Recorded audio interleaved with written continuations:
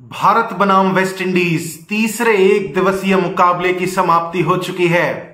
भारतीय टीम तीसरा और आखिरी वनडे मैच जीतकर अपने नाम कर चुकी है इस सीरीज को। 2-1 से भारतीय टीम ने इस सीरीज पर अपने हाथ जमा लिए हैं।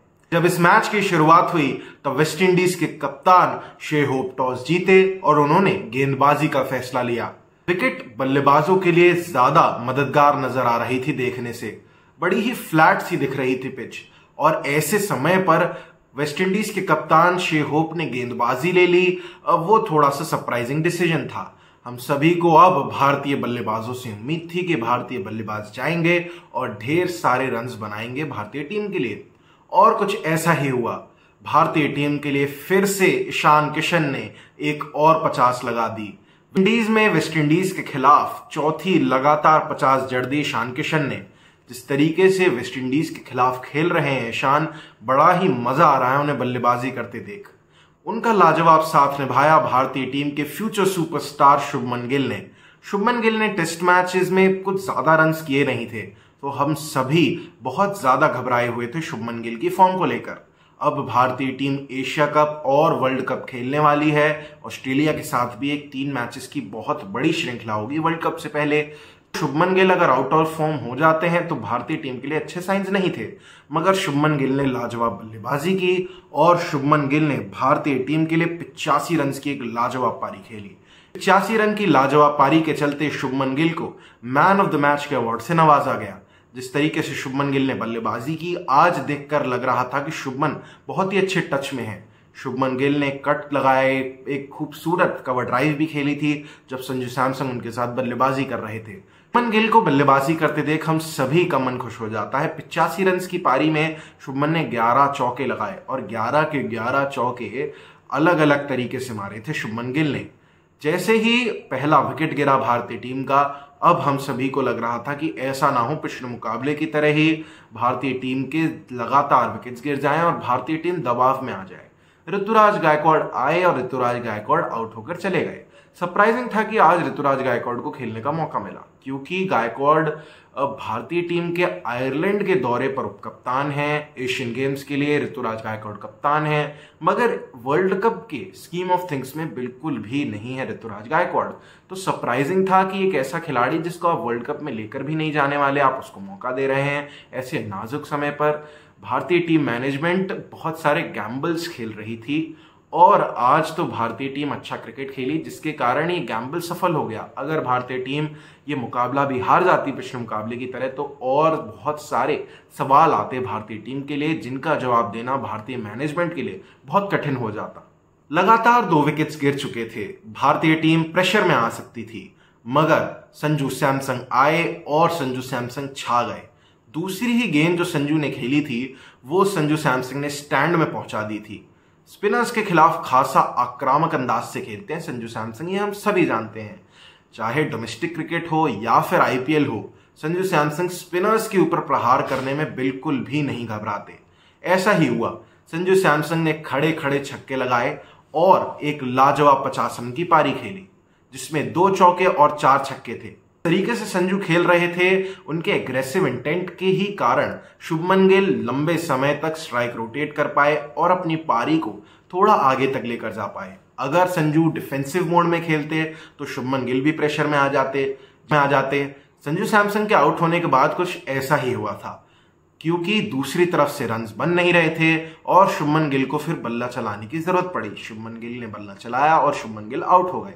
संजू सैमसन जब तक खेल रहे थे तब तक शुभमन गिल भी बड़े ही आराम से स्ट्राइक रोटेट कर रहे थे। अगर कोई खराब गेंद मिल रही थी शुभमन को, तो शुभमन चौके के लिए गेंद को भेजते रहे थे।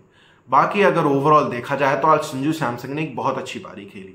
जब संजू आउट होकर जा रहे थे तो हम सभी को उम्मीद थी कि इससे बेहतर पारी अब भारतीय टीम के लिए आकर कौन ही खेल सकता है। तब आए कप्तान हार्दिक पांड्या, और कप्तान हार्दिक पांड्या ने एक मैच विनिंग नॉक खेल दी। 50 ओवर्स के मुकाबले में T20 वाला मजा दे दिया हार्दिक पांड्या ने। जिस तरीके से स्ट्रोक प्ले दिखाया हार्दिक ने, उनकी बल्लेबाजी देखकर मजा ही आ गया। 5 छक्के और 4 चौकों की बदौलत 70 रन की एक धुआंधार पारी खेली हार्दिक पांड्या ने, जिस तरीके से पांडु बल्लेबाजी कर रहे थे, हम सभी जानते हैं हार्दिक पांड्या जब बैटिंग कर रहे होते हैं तब उनका फ्लो ही अलग नजर आता है। उन जैसा पावर हिटर विश्व क्रिकेट में दूसरा नहीं नजर आता जब हार्दिक पांड्या फुल फॉर्म में होते हैं। कुछ ऐसा ही हुआ अंतिम ओवर्स में आते हुए रोमारियो शेपर्ड और अल्जारी जोसेफ को खास करके टारगेट किया हार्दिक पांड्या ने। दोनों ही गेंदबाज वेस्टइंडीज के लिए स्पीयर हेड गेंदबाज रहे हैं पास्ट में, और पिछले मुकाबले में इन दोनों ही गेंदबाजों ने अच्छी गेंदबाजी की थी। हार्दिक पांड्या ने स्पेशली टारगेट किया रोमारियो शेपर्ड को। अंतिम ओवर में आते हुए रोमारियो शेपर्ड को अच्छे तरीके से क्लास लगा दी हार्दिक पांड्या ने। जिस तरीके से पांड्या ने बल्लेबाजी की, कहीं ना कहीं वहीं पर निश्चित कर दिया था हार्दिक ने कि अब भारतीय टीम में मुकाबला नहीं हार सकती। अंत में आते हुए सूर्यकुमार यादव ने फिनिशिंग टच दिए और भारतीय टीम 350 से ज्यादा रन्स बनाने में सफल रही। जब 352 रन्स का लक्ष्य था वेस्टइंडीज की टीम के सामने, तब भारतीय गेंदबाज तो अलग ही कॉन्फिडेंस में आ गए थे। वेस्टइंडीज के बल्लेबाज प्रेशर में थे कि अब 350 रन्स चेज करने हैं हमारी टीम को, और वहीं दूसरी ओर भारतीय गेंदबाज एक अलग ही फ्लो में नजर आए। जिस तरीके से मुकेश कुमार ने नई गेंद के साथ शुरुआत दी, वो देखकर मजा ही आ गया था। ओपनर्स को तो बड़ी जल्दी ही आउट करके भेज दिया भारतीय गेंदबाजों ने। मुकेश कुमार जिस तरीके से गेंदबाजी कर रहे थे, अंदर और बाहर दोनों ही तरफ अपनी गेंद को स्विंग करा रहे थे मुकेश। जिस तरीके से उनकी हाथ से गेंद रिलीज हो रही थी, उनकी कला देखकर सचमुच ऐसा लग रहा था कि मुकेश कुमार एक लंबी रेस के घोड़े हैं और भारतीय टीम के लिए आने वाले समय में इसी तरीके से अच्छी गेंदबाजी कर सकते हैं मुकेश और विकेट चटका कर दे सकते हैं भारतीय टीम को। बची कुची कसर जो थी वो कुलदीप और शार्दुल ने पूरी कर दी। शार्दुल ठाकुर ने तो 4 विकेट चटकाए। जब भारतीय टीम को विकेट की जरूरत होती है, चाहे कोई भी कप्तान हो, रोहित कप्तान हो, हार्दिक कप्तान हो, वो गेंद सीधा शार्दुल की तरफ फेंकते हैं कि शार्दुल आप आओ और विकेट चटका कर दो हमारी टीम को। शार्दुल ठाकुर आते हैं और इस ओवर में या फिर अगले ओवर में विकेट जरूर चटका कर देते हैं। जिस तरीके से ओवरऑल पैकेज देखे तो भारतीय टीम ने आज कंप्लीट डोमिनेशन करके दिखाया। भारतीय टीम के लिए बल्लेबाजी में लाजवाब बल्लेबाजी हुई, बहुत सारे रन्स लग गए थे बोर्ड पर। जैसे ही स्कोरबोर्ड का प्रेशर वेस्टइंडीज की टीम पर आया, बल्लेबाज पैनिक कर गए वेस्टइंडीज के, और भारतीय गेंदबाजों ने अपनी कला दिखाई और विकेट्स चटकाए और भारतीय टीम 200 रन से ये मुकाबला जीत गई। एक तरफा रहा ये तीसरा वनडे इंटरनेशनल। अब भारतीय टीम के लिए जो बहुत सारे सवाल उठ रहे थे, उनके थोड़े बहुत जवाब मिल गए हैं भारतीय टीम को। ईशान किशन और संजू सैमसन भारतीय टीम के लिए विकेट कीपिंग ऑप्शन में प्रबल दावेदार बन चुके हैं। दोनों ही बल्लेबाजों ने अच्छी बल्लेबाजी की। ईशान किशन ने तो प्लेयर ऑफ द सीरीज का खिताब जीता। तीनों मुकाबलों में लगातार 50 जड़ी उन्होंने। दूसरे टेस्ट मैच में 50 लगाई थी, यानी 4 लगातार 50 लगा के आ चुके हैं ईशान किशन।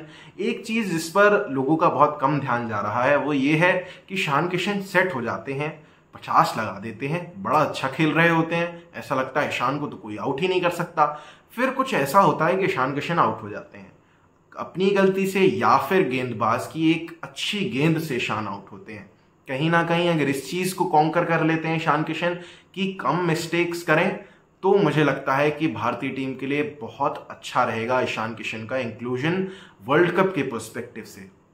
अगर ओवरऑल पिक्चर देखी जाए तो आज भारतीय टीम कमाल का क्रिकेट खेली। 2-1 से श्रृंखला जीतना वेस्टइंडीज के खिलाफ भारतीय टीम के लिए एक मुश्किल कार्य नहीं था, मगर जिन परिस्थितियों में आ गई थी भारतीय टीम दूसरे वनडे इंटरनेशनल के बाद, उसके बाद एक बहुत अच्छा कमबैक किया भारतीय टीम ने।